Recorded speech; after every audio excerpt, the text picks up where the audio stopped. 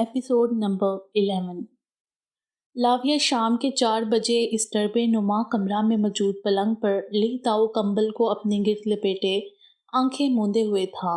ٹھک ٹھک کی آواز ذہن میں ایسی گونجی کہ اس نے تیوری چڑھائے بمشکل آنکھیں کھولیں۔ لکڑی کے دروازے پر مسلسل دستک ہو رہی تھی۔ خواص میں آنے کے بعد وہ منہ بسورتا ہوا بمشکل بستر سے نکلا۔ جو کوئی بھی تھا دروازہ بجاتا ہی جا رہا تھا۔ آ رہا ہوں، کیا توڑ دو گے اس کو؟ وہ چینی زبان میں بڑبڑاتا اب چھوٹے سے کمرے سے لاؤنج میں آیا۔ ٹراؤزر اور ٹی شرٹ میں ملبوس وہ گرم بستر سے نکل کر عجلت میں یوں ہی باہر آ گیا۔ سلیپر سمیت پاؤں گھسیٹتا دروازے تک پہنچا اور ایک جھٹکے سے بنا پوچھے دروازہ کھول دیا۔ سامنے کھڑے دوران کو دیکھ کر آنکھیں شناسائی کے لیے چوندی کیں۔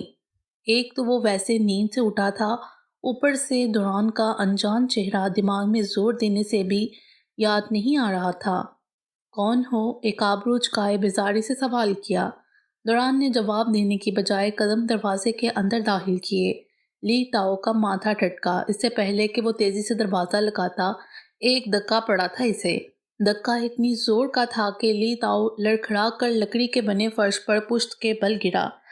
گرے رنگ کے گرم کوٹ کے نیچے سیاہ پینٹ زیب تن کیے اونچا لمبا مضبوط شخص اس کے بالکل سامنے کھڑا تھا۔ جیسے ہی دوران اندر داخل ہوا اس کے پیچھے ہی انل نے قدم اندر رکھے۔ لی تاؤ دونوں کو پھٹی پھٹی آنکھوں سے دیکھ رہا تھا۔ کون ہو تم لوگ؟ نکلو میرے گھر سے۔ حیرت سے ان کو خبردار کرتا وہ اپنی جگہ سے اٹھا۔ دوران نے آگے بڑھ کر اس کا گریبان تھاما اور اب کی بار ایک زوردار گھونسا تھا جو اس کے گال پر عین جبڑے کے اوپر پڑا تھا۔ وہ پورے کا پورا گھوم گیا۔ چہرہ ایسے جنبش میں آیا جیسے جبڑے ہل گئے ہوں۔ انل اب کچن کی شیلف کے قریب پڑی کرسی کو اٹھا کر قریب لا رہا تھا۔ لی تاؤ نے سر کو تکلیف سے جھٹکا اور اپنی طرف سے پوری قوت سے لڑنے کی خاطر دوران کی طرف لپکا، لیکن اس کے قریب پہنچنے سے پہلے ہی لمبا بازو کیے پنچ نے اسے ہوا میں اچھال دیا۔ وہ بے قابو ہو کر گرا، گھبرا کر بمشکل اٹھا، گردن موڑ کر خوف سے دوران کی طرف دیکھا جو اپنے کوٹ کے شکن درست کر رہا تھا۔ کون ہو؟ یہاں کیا کر رہے ہو؟ مجھے کیوں مار رہے ہو؟ دوران کے 2 پنچ پڑتے ہی وہ ادموا ہو کر خوف زدہ ہوا۔ اس سے پہلے کہ لڑکھڑاتا ہوا خوف کے باعث وہ اپنے بچاؤ کے لیے کمرے کی طرف بڑھتا، انل نے پیچھے سے اس کے دونوں بازو قابو کرنے کے بعد اسے کرسی پر بٹھا دیا۔ چھوڑو مجھے، چھوڑو، مسئلہ کیا ہے؟ کون ہو تم لوگ؟ الجھ کر وہ نڈال سا بار بار ایک ہی سوال دہرائے جا رہا تھا۔ وہ انل کے بازوؤں سے خود کو چھڑانے کی کوشش کر رہا تھا۔ دوران قریب آیا اور پھر سے زوردار تھپڑ نہ صرف اس کا گال رنگ گیا تھا بلکہ اس کی گردن کو دائیں طرف ایک بھرپور جھٹکا لگا۔ اب کی بار اس نے جھکی گردن سے بمشکل اوپر دیکھا مگر سوال نہیں کیا۔ جانتا تھا ہر سوال کے جواب میں سامنے کھڑا شخص منہ کھولنے کی بجائے ہاتھ چلا رہا تھا۔ جوئے! دوران نے ہاتھ ہوا میں اٹھایا اور انگلی کی ہلکی سی جنبش سے دروازے کی طرف اشارہ دیتے ہوئے پکارا۔ جوئے جو کب سے اس کے بلانے کی منتظر تھی آگے بڑھی۔ دروازے کے سامنے لکڑی کی زمین پر سایہ بنا۔ جوئے کے اندر قدم رکھتے ہی لی تاؤ کا منہ پورا کھل گیا۔ وہ حیرت زدہ بے یقینی سے سامنے کھڑی جوئے کو دیکھ رہا تھا۔ تم یہ یہاں کیا کر رہی ہو؟ کیسے آئی؟ شیون! وہ جوئے کو بے تاثر مگر سخت چہرے کے ساتھ اپنی طرف بڑھتا دیکھ کر ہکلانے لگا۔ اس کا یوں ہکلانا بجا تھا۔ وہ زخمی شیرنی کی طرح اس پر جھپٹی۔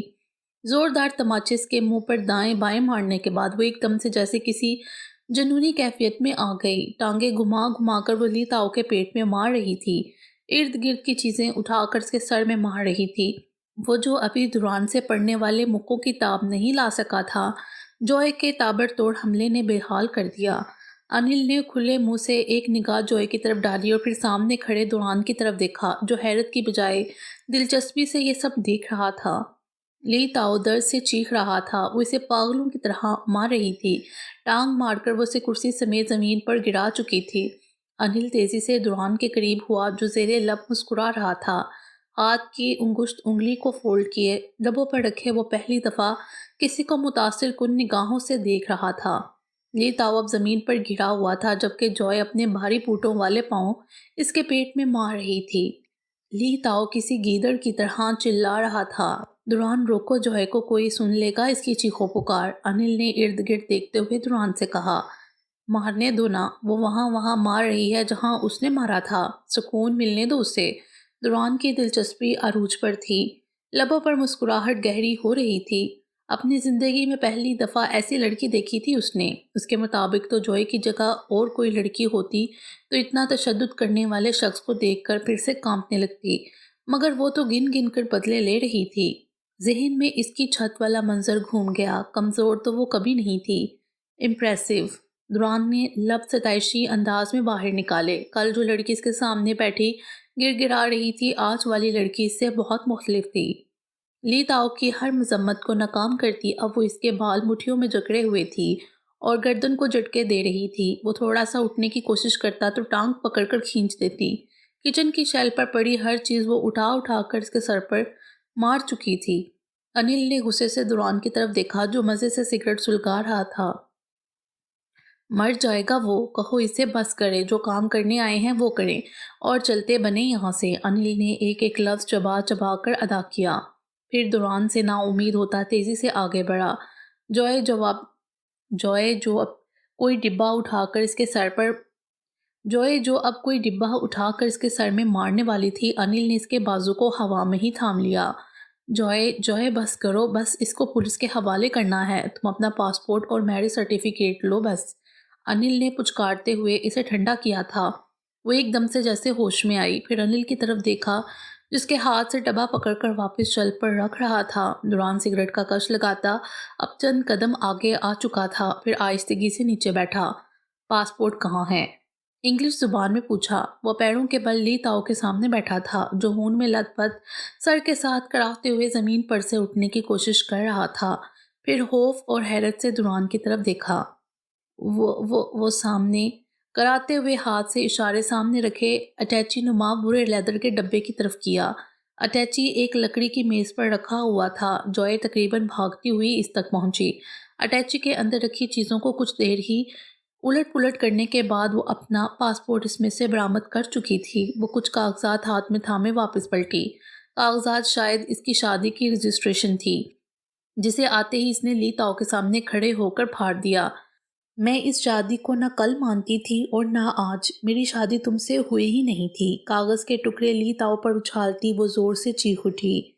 جوئے لیو اٹ، یہ ڈیورس بھی دے گا، ڈونٹ وری۔ انل نے اچک کر جوئے کو تسلی دی جو شاید پھر سے اس کو مارنے لگتی۔ نہ جانے کتنی اذیتیں اس نے ان 3 دنوں میں سہی تھیں جن کا لاوا آج پھٹا۔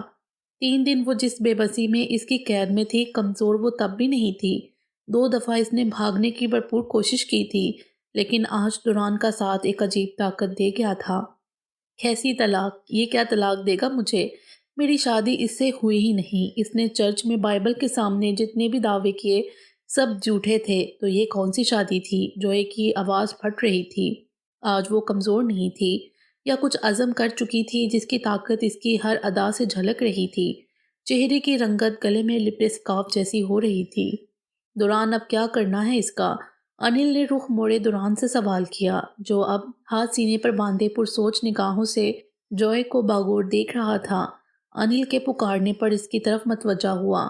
کچھ نہیں کرنا، بس اس سے پاسپورٹ لینا تھا۔ اب نکلتے ہیں۔ دوران نے سینے پر بندے ہاتھ کھولتے ہوئے متوازن لہجے میں جواب دیا۔ کیا مطلب؟ ایسے کیسے؟ بھائی سے پولیس کے پاس لے کر جاتے ہیں، جوئے کے بیان دلواتے ہیں۔ انل نے حیرت سے بھویں اکٹھی کیے اس کے قریب آ کر کہا۔ جوئے چلے، نکلنا ہے ہمیں۔ دوران نے انل کی بات کا جواب دینے کے بجائے جوئے کی طرف دیکھ کر حکم صادر کیا۔ انل نے صرف دیکھنے پر اکتفا کیا کیونکہ اب اس کے دماغ میں کیا چل رہا تھا نہیں جانتا تھا۔ سوچ وہ بھانپ لیتا تھا، انل نہیں۔ انل نے کندھے اچکا کر اس کی تقلید کی۔ شام کے سائے گہرے ہو رہے تھے جب وہ لوگ وہاں سے باہر نکلے۔ لی تاؤ زمین پر رینگتا ہوا اب اٹھنے کی کوشش کر رہا تھا۔ ستاروں سے جل ملاتے آسمان کے نیچے یہ خوبصورت ریزورٹ تھا۔ یہ لاویا سے آگے راستے میں آنے والا ایک مشہور ریزورٹ تھا جہاں انہوں نے ایک لگژری اپارٹمنٹ بک کیا تھا۔ چھوٹے سے لاؤنج سے ملحقہ ایک عدد بیڈ روم، فرنشڈ کچن اور ایک عدد ٹیرس پر مشتمل یہ ریزورٹ بہت پرسکون تھا۔ اپارٹمنٹ کے لاؤنج میں موجود آتش دان میں آگ اپنے جوبن پر تھی۔ لکڑیاں سلگ رہی تھیں اور پورے کمرے کو حدت بخش رہی تھیں۔ دوران آتش دان کے قریب سنگل صوفے کی پشت پر ٹیک لگائے بیٹھا تھا۔ جبکہ انل آتش دان کے قریب کمر پر ہاتھ دڑے اکڑو کھڑا تھا۔ جوئے کو جیسے ہفتوں بعد یوں بے فکری کی نیند آئی تھی، وہ آتے ہی سو چکی تھی۔ ان کو یہاں آئے آدھا گھنٹہ ہوا تھا۔ دوران کے مطابق وہ ابھی شنگھائی نہیں جا سکتے تھے کیونکہ لی تاؤ نے فوراً اس آدمی سے رابطہ کیا ہوگا جس کو اس نے جوئے بیچی تھی۔ وہ اور اس کے لوگ ان کا شنگھائی کے داخلے پر انتظار کر رہے ہوں گے، اس لیے وہ لوگ واپس جانے کی بجائے لاویہ سے آگے آ گئے تھے، جبکہ یہاں بھی انل کا اس سے اختلاف تھا کہ وہ یہاں رک کر زیادہ خطرہ مول رہے ہیں۔ انل اب بھی اسی بات پر پچھلے 10 منٹ سے اس کے ساتھ بحث کر رہا تھا۔ یہ کیا سب کچھ الٹ پلٹ کر رہے ہو؟ سیدھا سیدھا جوئے کو پولیس اسٹیشن لے جاتے، لی تاؤ کے بیان دلواتے، اسے وہاں سے پاکستان لے جاتے، سمپل۔ انل نے غصے سے اسے سیدھے راستے بتائے۔ دوران نے تھکی سی آدھی کھلی نگاہ آتش دان سے موڑی اور اس کی طرف دیکھا۔ کل رات سے وہ بھاگ رہا تھا اور اب آنکھیں بمشکل کھل رہی تھیں، چہرے پر تھکاوٹ کے آثار تھے۔ پاکستان سارا میڈیا اکٹھا ہوتا، پوری دنیا کو پتہ چل جاتا کہ وہ یہاں کن حالات سے واپس لوٹی ہے۔ لوگ 4 دن اس پر افسوس کریں گے، پھر اس کے بعد کیا ہوگا جانتے ہو؟ ایسی لڑکی کا کیا حال ہوتا ہے معاشرے میں؟ تھکی سی اور نیند کے خمار سے بھاری ہوتی آواز میں وہ آج کتنے عرصے بعد یوں کسی کے لیے فکر مند ہوتا انل کو حیرت میں ڈال گیا تھا۔ میں نے سوچ لیا ہے یہ سب کھلے گا، لیکن جوئے کے ذریعے نہیں، جوئے کی اس دوست کے ذریعے جو اس سے پہلے یہاں پھنسی ہوئی ہے۔ کون سی دوست؟ انل نے بھویں اچکائیں۔ ہینا ہے اس کی دوست کا نام، اس کی شادی بھی اسی گروہ کے تھرو ہوئی تھی۔ وہ اپنے شوہر کی قید میں ہے، وہ اسے جسم فروشی کروا رہا ہے، اپنے گھر میں قید کر رکھا ہے۔ ہینا نے پاکستان میں ہی سے انفارم کر دیا تھا۔ اس نے نکلنے کی کوشش کی مگر ناکام رہی۔ ہینا کو وہاں سے نکالنا ہے، جوئے کو اس سب سے پوشیدہ رکھنا ہے۔ وہ اٹل لہجے میں اسے اپنی سوچ سے آگاہی دے رہا تھا۔ مگر جوئے کیوں نہیں؟ انل نے ٹھہرے سے لہجے میں اور شاکی نگاہوں سے سوال کیا۔ دوران نے چونک کر دیکھا۔ انل کی سوچ پر بے ساختہ قہقہ امڑ آیا۔ نفی میں سر ہلاتے ہوئے بمشکل ہنسی پر قابو پایا۔ جوئے پر میں کوئی مر نہیں مٹا، بس اس کو میں اپنے معاملے میں گھسیٹ چکا ہوں تو اسے یوں ہی لٹکتا نہیں چھوڑ سکتا۔ مجھے ہاروی اور بروس کی چال کو بھی ساری انڈسٹری کے سامنے لانا ہے۔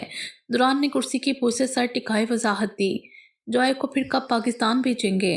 انل نے برجستہ اگلا سوال کیا۔ جائے گی، لیکن تب جب سب اس کے لیے سیکیور ہو جائے گا، ابھی نہیں، ابھی پاکستان بھی اس کے لیے خطرہ ہے۔ دوران نے گہری سانس لی اور ایک جھٹکے سے صوفے پر سے اٹھا۔ میں سونے جا رہا ہوں، نیند سے بوجھل آواز میں کہا، پھر رکا۔ ایک بیڈ روم والا اپارٹمنٹ، بیڈ روم میں جوہے سو رہی تھی۔ چھوٹے سے لاؤنج میں ایک عدد بڑا صوفہ تھا۔ دوران نے رخ موڑا۔ اب سونا کسے ہے؟ تم صوفے پر سو جاؤ، میں جاگ رہا ہوں۔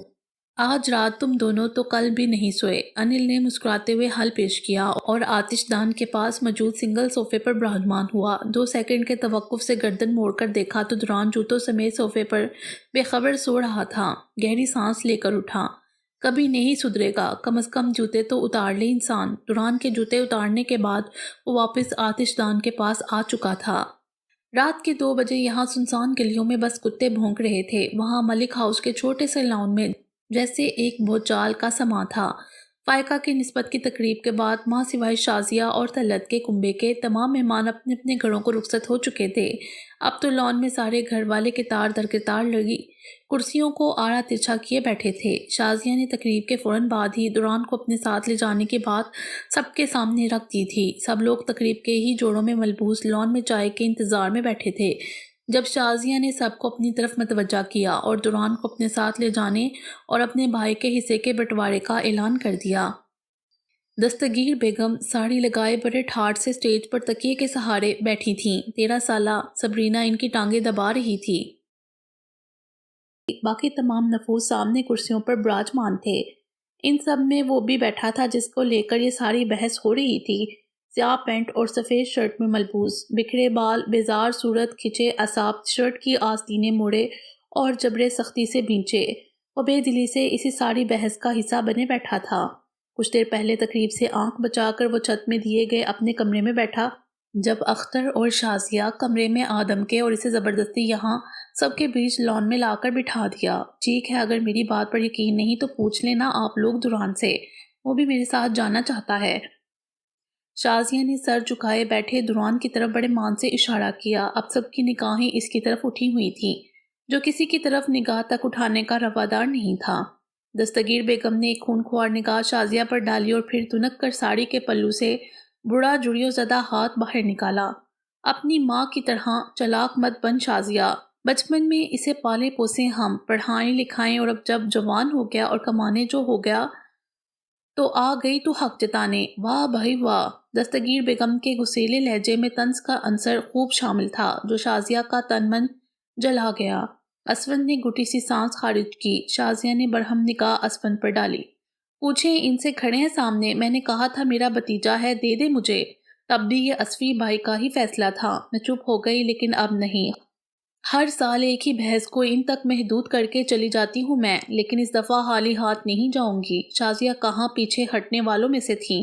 سب کی آنکھوں میں آنکھیں ڈالے ایک ایک لفظ چبا چبا کر ادا کر رہی تھیں۔ اختر بس چور نگاہوں سے ہلکی سی لکیر پیشانی پر ڈالے سب کے چہروں کو جانچ رہا تھا۔ ارے بس کر آئی بڑی، تب بھی اسفی بھائی کا ہی فیصلہ تھا۔ سوجتن ہوتے ہیں چھوٹے بچے کے جو ہم سب نے کیے، اپنے بچوں کے حق مار مار کر اسے پالا ہے۔ عصمت جو فائقہ کے گود میں رکھے سر کو دبا رہی تھی، تیوری چڑھائے بحث میں اپنا حصہ ڈالا۔ دوران ان کے دلوں میں نہیں رہتا تھا، مگر دوران کے بنا اب ان کا جینا بھی سہانے روح تھا۔ گھر کے اتنے کام وہ دوران سے بنا اجرت کے لیتے تھے۔ اگر کوئی ملازم ہوتا تو وہ بھی بڑی سی بڑی اجرت پر لات مار جاتا۔ اسفند اور یاور صرف اختر ہی نہیں، طلعت کے شوہر عدنان کی وجہ سے بھی خاموش تھے۔ شازیہ تو نہ آج گھر میں موجود داماد کو دیکھ رہی تھی اور نہ ہی اسفند کی گھوری اور غصے کو۔ اچھا چچی، میں اس سب بحث میں پڑنا نہیں چاہتی۔ آپ دوران سے پوچھ لیں وہ کیا چاہتا ہے، بات یہیں پر ختم ہو۔ وہ بڑا فیصلہ ہوگا، اپنا فیصلہ خود لے سکتا ہے۔ وہ بڑا ہو گیا ہے، اپنا فیصلہ خود لے سکتا ہے اب۔ شازیہ نے عصمت کی بات پر منہ بسوڑے نگاہیں پھر سے دستگیر بیگم کی طرف گھمائیں۔ دوران کیا چاہے گا، ابھی 16 کا ہوا ہے، ویسے بھی اس کی شادی ہم سبرینا سے کریں گے۔ اوپر والا پورشن آباد کرے گا۔ یاور پڑھا رہا ہے، لکھا رہا ہے، اس کا حق زیادہ ہے اس پر۔ داماد بھی تو بیٹے جیسا ہوتا ہے۔ دستگیر بیگم نے ہاتھ نچا کر فوراً اگلا فیصلہ سنا دیا۔ سبرینا کے ہاتھ دستگیر بیگم کی ٹانگوں پر ہی رک گئے۔ ماں سوائے روبی اور سونی کے سب کی آنکھوں کے حجم بڑھ چکے تھے۔ ہونکوں کی طرح سب دستگیر بیگم کی طرف دیکھ رہے تھے۔ سبرینا نہ سمجھی سے ارد گرد دیکھ رہی تھی۔ دوران نے ضبط سے مٹھیاں بھینچ لیں مگر نظر نہیں اٹھائی۔ شاید وہ ان کے احسانوں کا قرض چکاتے چکاتے کٹ پتلی بن کر رہ گیا تھا۔ بچپن میں تو وہ اتنا نہیں جانتا تھا کہ آخر وہ سب اس کی کھچا تانی میں کیوں لگے رہتے ہیں، لیکن اب پتہ چلا تھا کہ نوین نے 12 سال باہر رہ کر پاکستان میں اچھی خاصی جائیداد بنا رکھی تھی جو قانونی طور پر اس کے جوان ہونے کی منتظر تھی، اور ملک ہاؤس میں بھی وہ نوین کی اکلوتی اولاد ہونے کی وجہ سے آدھا حصے دار تھا۔ چچی، ایسے کیسے آپ رشتے طے کر رہی ہیں دوران کا؟ شازیہ تو تلملا اٹھی۔ اس کے آگے کے منصوبے بھی چکنا چور ہوتے نظر آ رہے تھے۔ اس نے اور اختر نے سوچا تھا کہ وہ اپنی بیٹی رانیہ کی شادی دوران سے کر دیں گے، مگر یہاں تو اور ہی کہانی تھی۔ کیوں، کیا برائی ہے ہماری سبرینا میں؟ روبی نے ناک کھلائے سوال کیا۔ وہ چائے کی ٹرے تھامے کچھ دیر پہلے ہی لان میں داخل ہوئی تھی۔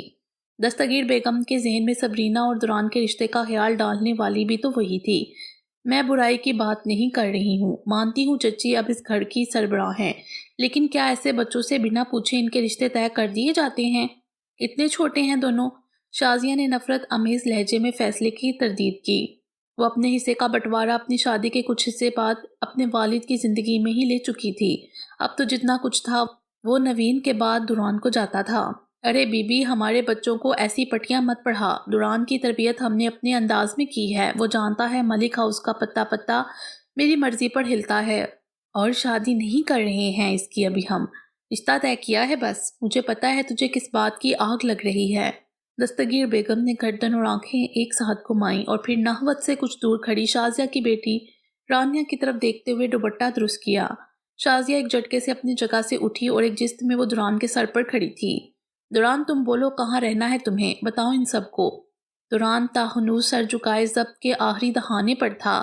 یاور نے دوران کے جھکے سر کو باغور دیکھا اور چپ کا روزہ توڑے اپنی جگہ سے اٹھ کھڑا ہوا۔ سفید قمیض شلوار میں ملبوس یاور ملک کی ٹھان آج بھی قائم تھی۔ بس کریں آپ سب، کیا تماشا بنا کر رکھ دیا ہے بچے کی زندگی کو۔ دوران کی شادی چاہے سبرینا سے ہو یا نہ ہو، وہ میرا بیٹا ہے اور رہے گا۔ سوری شازیہ باجی، پہلے بھی یہی سوچا کرتا تھا دوران آپ کے پاس ہونا چاہیے، لیکن اب نہیں۔ مجھے یہ جان کر نہایت افسوس ہوا کہ آپ کی محبت بھی نوین بھائی کی جائیداد تک ہی محدود ہے۔ یاور کے اعصاب تنے تھے، مگر وہ اپنے لہجے کو حد درجے نیما رکھے ہوئے تھا۔ شازیہ اس سے بڑی تھی اور اس کا احترام اپنی جگہ تھا۔ یاور نے چند قدم آگے بڑھائے اور دوران کے کندھے پر ہاتھ رکھتے ہوئے جھکا۔ دوران بیٹا، میری طرف دیکھو، کوئی پریشر نہیں اور کوئی زور زبردستی نہیں۔ یہ صرف تمہاری زندگی ہے اور مرضی بھی تمہاری ہی ہوگی۔ بولو، شازیہ باجی کے ساتھ جانا ہے کیا تمہیں؟ یاور نے اپنائیت سے سوال کیا۔ چاروں طرف خاموشی چھا گئی۔ یاور ملک پہلی وہ شخصیت تھی جس نے اسے اپنے سینے سے لگایا تھا۔ وہ نہ صرف اسے اپنا چچا سمجھتا تھا بلکہ دوران کی شخصیت میں موجود ٹھہراؤ اور احترام یاور ہی کی مرہون منت تھا۔ اگر تم جانا چاہتے ہو تو کوئی تمہیں نہیں روکے گا، لیکن نوین بھائی کی جائیداد کسی اور کی نہیں، صرف تمہارے نام ہوگی۔ یاور نے اس کے کندھے پر دباؤ بڑھایا تھا۔ دوران نے نگاہ اٹھائی۔ سب کے ذہنوں کی باز گشت ایک ساتھ اس کا دماغ گھما رہی تھی۔ مخلص نہ یہ سب چہرے تھے اور نہ وہ، جو آج اس کی سگی پھپھو بنے اپنے مفاد کی خاطر اپنے ساتھ لے جانا چاہتی تھی۔ سب کو اس کے مرحوم باپ کی دولت سے غرض تھی۔ بولو دوران، شازیہ نے عجلت بڑے لہجے میں استفسار کیا۔ مجھے یہیں رہنا ہے، بہت آہستگی سے جواب دیا۔ لہجہ ضبط کا غمازی تھا۔ سرائے سے اپنی جگہ سے اٹھا اور پھر وہ وہاں رکا نہیں تھا۔ تیز تیز قدم اٹھاتا وہاں سے نکل گیا۔ شازیہ کا منہ کھلے کا کھلا رہ گیا اور ہاتھ ہوا میں معلق رہ گیا۔ دوران عین وقت پر بازی پلٹ گیا تھا۔ لے بس سن لیا اس کے منہ سے، پڑ گئی کلیجے میں ٹھنڈک۔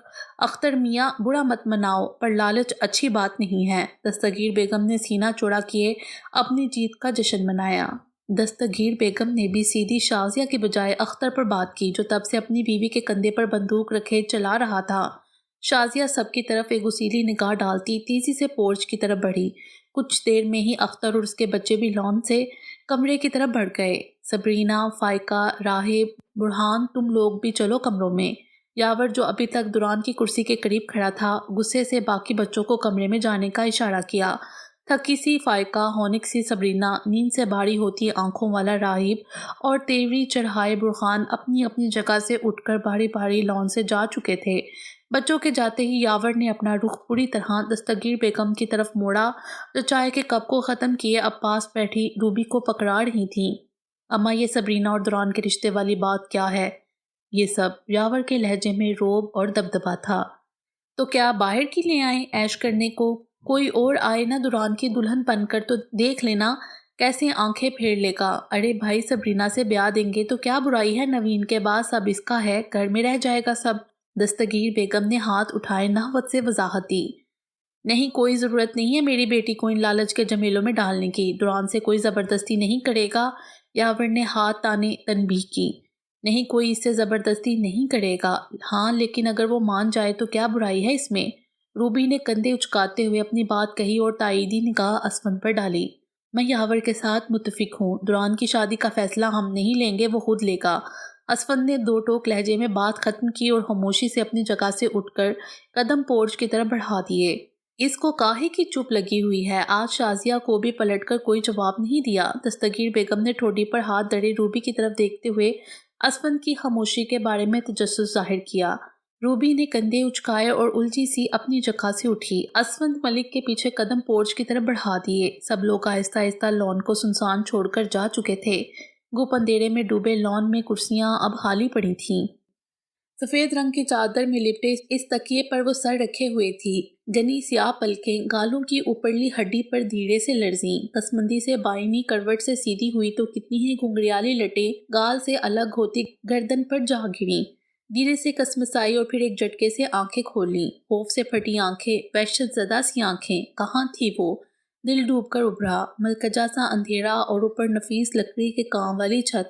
نگاہ چھت کے نقش و نگار سے ٹکرا کر پلٹی۔ وہ سینے تک گرم ملائم کمبل اوڑھے ہوئے تھی۔ اف شکر! دل کی دھڑکن تیز رفتاری سے متوازن ہوئی۔ ہاں، وہ ریزورٹ کے بیڈ روم میں تھی، جہاں شام کو وہ لاویہ سے یہاں پہنچے تھے۔ خوف کی کپکپی جو کچھ دیر پہلے پورے وجود کو گھیرے ہوئے تھی پرسکون ہوئی۔ آہستگی سے ہلکا پھلکا ہوتا سر اس نے دائنی طرف موڑا۔ پوری دیوار میں نصب شیشے کی بند کھڑکی کے باہر کے منظر کو واضح کر رہی تھی۔ سفید پردے کھڑکی کے دائیں بائیں سمیٹ کر باندھے ہوئے تھے۔ سامنے ریزورٹ کے جلتے بڑے بڑے بلب کی روشنیوں میں واضح ہوتے منظر میں سمندر کی لہریں پتھروں سے ٹکراتے ہوئے اٹکلیاں کر رہی تھیں۔ پتھروں سے ٹکراتی، ان کو بھگوتی اور پھر چنچل حسینہ کی طرح شرارت سے پیچھے ہٹ جاتی۔ ایسی چنچل حسینہ جو محبوب کے کان میں مدبھری سرگوشی کرے اور پھر اس کی قربت سے پہلے پیچھے ہٹ جائے۔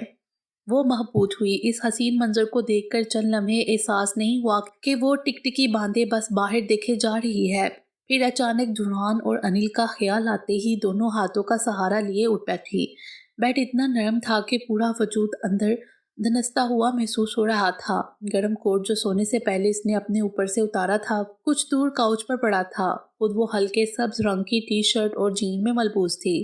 کمبل کو خود پر سے ہٹاتی بیڈ سے نیچے اتری۔ گرم اور نرم کمبل سے نکلتے ہی باہر کی ہنکی نے جھنجھوڑ دیا۔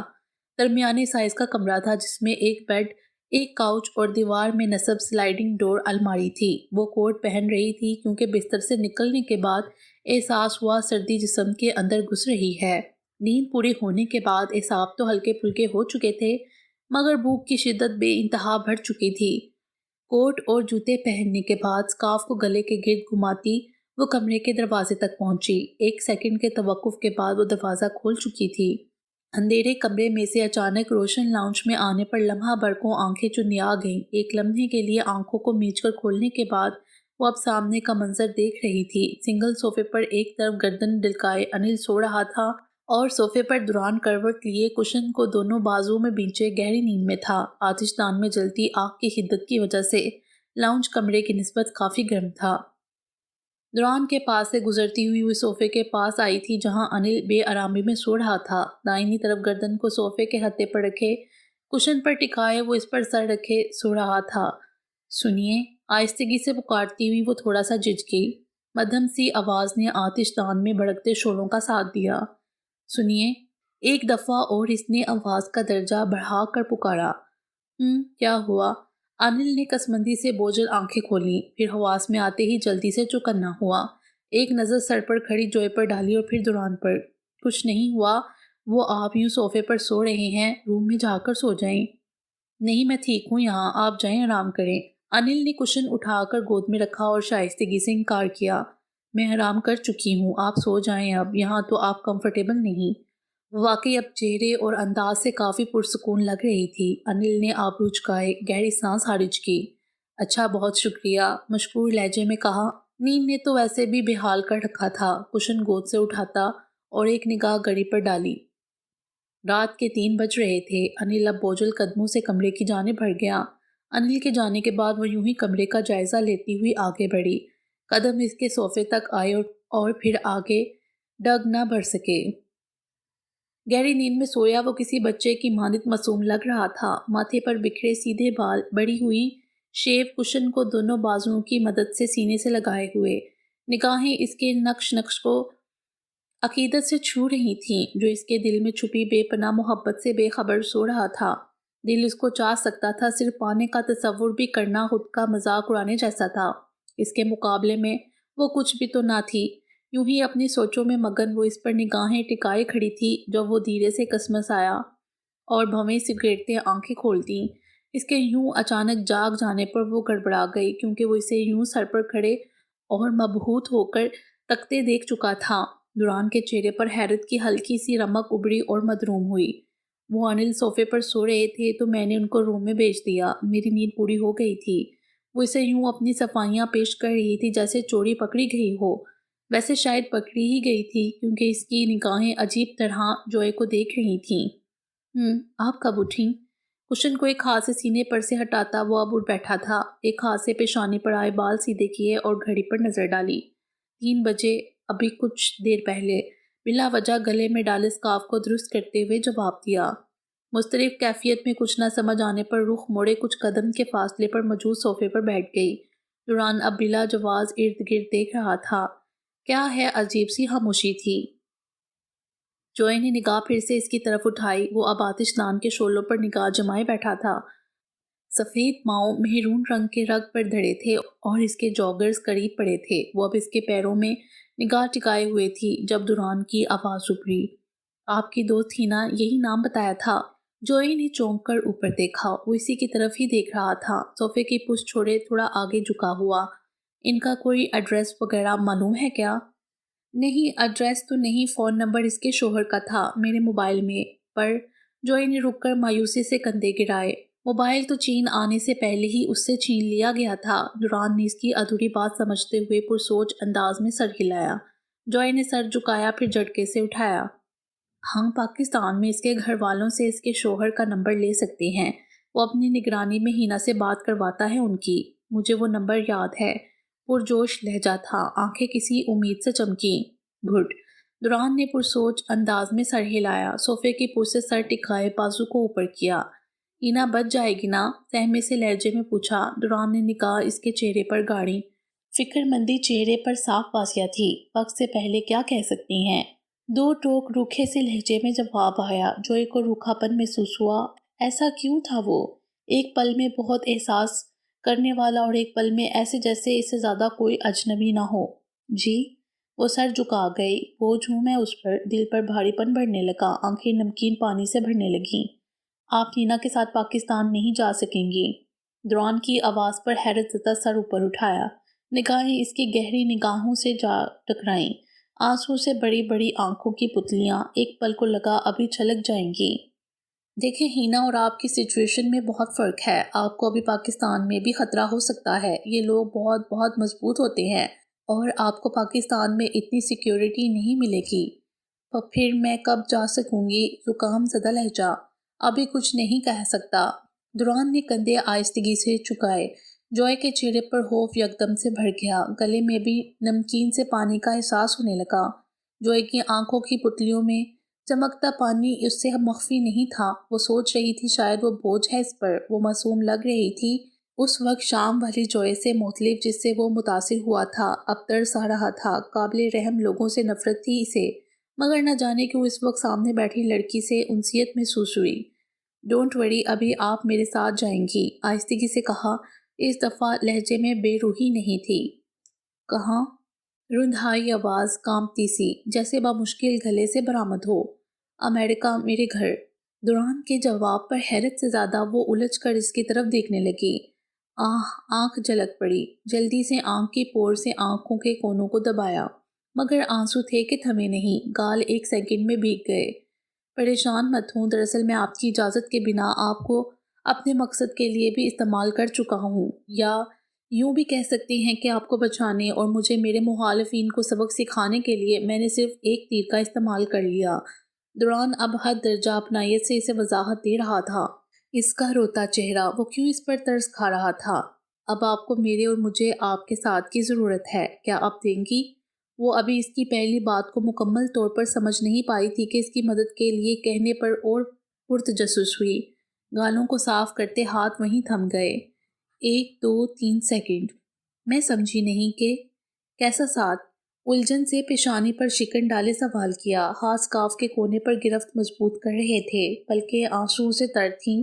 پتلیوں کی سفیدی میں ہلکی سی لالی۔ وقت آنے پر بتاؤں گا، فی الحال تو یہ کہ جیسا میں کہوں گا ویسے کرنا ہوگا آپ کو۔ جوئی نے ہنوز الجھی سی نظروں سے دیکھتے ہوئے سر اس بات میں ہلا دیا، سکارف سمیت ہاتھ اٹھایا اور نم گالوں پر پھیر دیا، پھر نظریں جھکا کر اون کے سرے انگلی کے پور کے گرد لپیٹنے لگی۔ دوران نے اس کی جھکی نگاہوں والے چہرے کو باغور دیکھا۔ بھوک کی شدت اسے اب نڈال کر رہی تھی۔ بھوک لگی ہوگی آپ کو؟ کچن میں آئی تھنک کچھ نہ کچھ ہوگا۔ دوران کے اچانک اس کے ذہن کی بات کر دینے پر وہ چونکی، مگر کچھ بول نہیں سکی۔ اجلت سے بالوں کی لٹ کو سمیٹا اور اس بات میں سر ہلایا، سر پھر سے جھکا دیا۔ ہاتھ اب بھی دوسرے ہاتھ پر سرخ سکارف کے کناروں کو لپیٹ رہا تھا۔ 1 2 3 سیکنڈ۔ آپ کو خود کرنا ہوگا، وہ سامنے ہے کچن۔ اف، کیا وہ اس سے توقع کر رہی تھی کہ وہ اس کی مہمان ہے یہاں؟ اس کے جملے پر جوئی نے خجالت سے سر اٹھایا، لب بھینچے وہ کچن کی طرف اشارہ کر رہا تھا۔ نادم سی اپنی جگہ سے اٹھی، پھر رکی۔ آپ کچھ کھائیں گے؟ جھجک تھی لہجے میں۔ وہ کچھ سوچ رہا تھا، پھر چہرہ اوپر اٹھایا۔ جو آپ کھائیں گی وہی بنا لیجیے گا میرے لیے۔ زبردستی کی پھیکی سی مسکراہٹ کے ساتھ جواب دیا۔ جوئی نے اس بات میں سر ہلایا اور قدم لاؤنج سے ملحقہ اوپن کچن کی طرف بڑھا دیے۔ وہ ٹھیک کہہ رہا تھا، کچن کے اندر موجود فریج میں انڈے، بریڈ، دودھ اور مختلف چیزوں کے ریڈی فوڈ ٹین موجود تھے۔ صبح تو ہونے والی تھی۔ ٹوسٹ اور آملیٹ کا سوچتے ہوئے اس نے بریڈ کی طرف ہاتھ بڑھا دیے۔ ٹیکسی تنگ سی گلیوں میں ہوتی ہوئی اب ایک جگہ رک گئی تھی۔ پچھلی نشست کا دروازہ کھولے دوران بمیں اٹھائے ارد گرد بنے گھروں کو دیکھتا ہوا اترا۔ ٹیکسی سے نیچے اتر کر ایک نگاہ ہاتھ میں پکڑی کاغذ کی چٹ پر ڈالی اور پھر سامنے لگے بورڈ پر یہی وہ ایڈریس تھا جو ہینا کے شوہر نے لکھوایا تھا۔ انل ٹیکسی کو کرایہ ادا کرنے کے بعد بالکل اس کے برابر میں آ کر کھڑا ہوا۔ دوران نے ایک نگاہ انل پر ڈالی اور سر کی ہلکی سی جنبش کے ساتھ آگے بڑھنے کا اشارہ کیا۔ چند قدم اٹھانے کے بعد وہ سفید رنگ کے لکڑی کے بنے گیٹ کے سامنے کھڑے تھے۔ یہ سنگل ڈور گیٹ تھا۔ دوران نے آہستگی سے گھنٹی پر ہاتھ رکھا۔ ریزورٹ سے سیدھا وہ آگے نکل آئے تھے۔ پاکستان میں ہینا کے ماں باپ کے گھر سے بآسانی اس کے شوہر کا نمبر مل گیا تھا۔ وہ چونگ گینگ کے ایک متوسط طبقے میں رہائش پذیر تھا۔ چونگ گینگ کی فلائٹ پکڑ کر وہ تینوں کچھ گھنٹوں کی مسافت کے بعد یہاں پہنچ گئے تھے۔ یہاں کے نمبر سے دوران نے ہینا کے شوہر کو فون کیا اور خود کو کلائنٹ ظاہر کیا، اور اب اس کے منہ مانگے دام پر وہ اس کی بیوی کے کلائنٹ بن کر اس کے گھر کے سامنے کھڑے تھے۔ چونگ گینگ پہنچتے ہی انہوں نے ایک ہوٹل میں رہائش لی جہاں وہ اب جوئے کو چھوڑ کر خود یہاں آئے تھے۔ تیسری گھنٹی پر ہی سفید دروازہ کھل گیا۔ بدبو کے بکبکے اڑاتا خبیث شخص غالباً ہینا کا چینی شوہر ہی تھا۔ Advance payment first. بڑے انداز میں اس نے پینٹ کی جیب سے پسٹل کی ہلکی سی جھلک دکھاتے ہوئے دوران سے کہا۔ دوران نے انل کو اشارہ کیا۔ انل نے فوراً کوٹ کی جیب سے پیکٹ نکال کر اس کی طرف بڑھایا۔ پیکٹ کو ہاتھ میں لے کر اس نے اچھالا اور پھر دروازے سے پیچھے ہوتے ہوئے دونوں کو راستہ دیا۔ آہو، چھوٹی سی گیلری تھی جس میں وہ اس شخص کے پیچھے چل رہے تھے۔ اس کی پینٹ کی جیب میں سے پسٹل اب بھی نظر آ رہا تھا۔ گیلری کے آگے لاؤنج اور سامنے دو بند دروازے تھے۔ بدبودار سا لاؤنج ایک عدد صوفے، میز اور سامنے بڑی ٹی وی اسکرین پر مشتمل تھا۔ کچھ پیو گے پہلے، لڑکی اور کمرہ تیار ہے۔ شخص نے مسکراتے ہوئے ایک طرف میز پر دھری شراب کی بوتلوں کی طرف اشارہ کیا۔ میں پیوں گا، یہ اندر جائے گا، دوران نے مسکراتے ہوئے کہا۔ وہ حیران ہوا۔ اکٹھے نہیں جائے گا کیا؟ دوران نے نفی میں سر ہلایا۔ وہ خباثت سے کہکا لگا گیا۔ ٹھیک ہے، جیسے تم لوگوں کا مرضی، پر وقت کے حساب سے چارج ہے، اس سے زیادہ نہیں ہوگا۔ انگلش زبان میں بولتے ہوئے اس نے انگلی کھڑے کیے تنبیہ کیا۔ ہاں، فکر نہ کرو، دوران نے ہاتھ اکٹھے کیے تسلی دی اور پھر انل کو جانے کا اشارہ کیا۔ وہ کمرہ ہے سر، انجوائے۔ وہ انل کو آنکھ مارنے کے بعد کمرے کی طرف اشارہ کر رہا تھا۔ انل نے گہری سانس باہر ڈھونڈیلی، ایک چور نگاہ دوران کی نگاہ سے ملائی اور کمرے کی طرف بڑھ گیا۔ پیک میں خود لگاؤں گا۔ دوران نے شراب کی بوتلوں کی طرف بڑھتے شخص کو روکا۔ وہ پتیسی نکالے کندھے اچکاتا ہوا پیچھے ہوا۔ دوران اب میز کی طرف جا رہا تھا۔ انل کمرے میں داخل ہوا تو سامنے بے بسی لڑکی کو چند ثانیے میں پہچان گیا۔ وہ انہی کی بلڈنگ کی لڑکی تھی۔ دل کے پھٹنے جیسا احساس ہوا۔ وہ نگاہیں جھکائے ایک رپورٹ کی مانند بیٹھی تھی۔ میک اپ سے اٹا چہرہ، شرمناک لباس۔ انل نگاہیں چرا گیا، پھر بامشکل سر اوپر اٹھایا۔ ہینا؟ انل کی آواز پر وہ بری طرح سٹپٹائی۔ سرائے سے سر اوپر اٹھایا۔ وہ پھٹی آنکھوں سے انل کو دیکھتی ایک دم سے اٹھی۔ ہچکی سی بندی اس کی چیخ برآمد ہوئی۔ چپ، آپ کو یہاں سے لینے ہی آئے ہیں۔ وہ سہم گئی۔ اس کی کیفیت بے چینی جیسی تھی، کبھی ہنس رہی تھی تو کبھی رو رہی تھی۔ انل لبوں پر ہاتھ رکھے خاموش رہنے کا اشارہ کر رہا تھا۔ انل کی طرح شاید وہ بھی اسے پہچان گئی تھی۔ روئیں مت پلیز، چپ، آپ بالکل سیف ہیں اب۔ باقی انشاءاللہ اگلی ویڈیو میں۔ امید ہے آپ کو یہ ویڈیو پسند آئی ہوگی۔ ہمارے چینل کو سبسکرائب کریں اور بیل آئیکن کو پریس کر دیں ہمارے چینل کی لیٹسٹ اپڈیٹس حاصل کرنے کے لیے۔ شکریہ۔